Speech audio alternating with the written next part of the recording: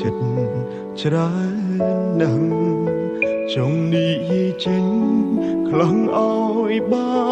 នធូរតែទឹកភ្នែកចេញតែស្រងហូរគិតយូរម្នាក់ឯងឡើយចង់ឈួតហើយគ្មានអ្នកខលពីទុករបស់ខ្ញុំទេគ្មានអ្នកណាស្មឹងក្បែរជួយទាញខ្ញុំក្រោកឈរឡើយខ្ញុំសែនស្មុគស្មាញខ្លាំងណាស់ចង់ស្ទែខួរស្លាប់ទៅហើយចង់ទាញពេលអើយត្រឡប់ទៅជាកុមារអាយុកាន់តែច្រើនសម្ពាធកាន់តែធំ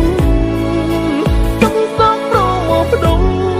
បង្កើតជាបញ្ហាជំងឺបាំងទឹកចិត្តតើគូជាបាបែបណាហូរទឹកនេត្រាហត់នឿយខ្លាំងដល់ហើយអាយុកាន់តែច្រើនសម្ពាធក៏កាន់ទ្វេបញ្ហាចូលហើយតែរួចតែជួបទុំអិនស្បើយគ្មានអ្នកចាំលើកទឹកចិត្តក្រៅពីខ្លួនឯងឡើយជីវិតអើយងងឹតឈឹងគ្មានគោលដៅ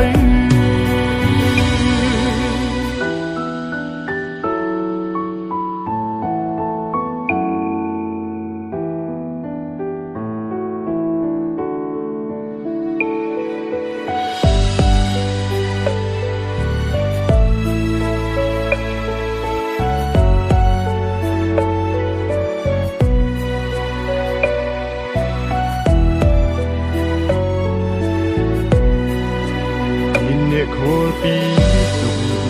របស់ខ្ញុំទេគ្មានអ្នកណាស្មឹងក្បែរជួយទាញខ្ញុំក្រោកឈរឡើយខ្ញុំសែនស្មុគស្មាញខ្លាំងណាស់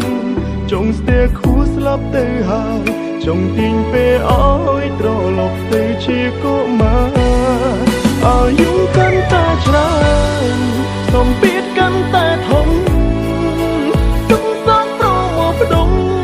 បង្កើតជាបញ្ហាជំងឺបាំងទឹកចិត្តតើគូជា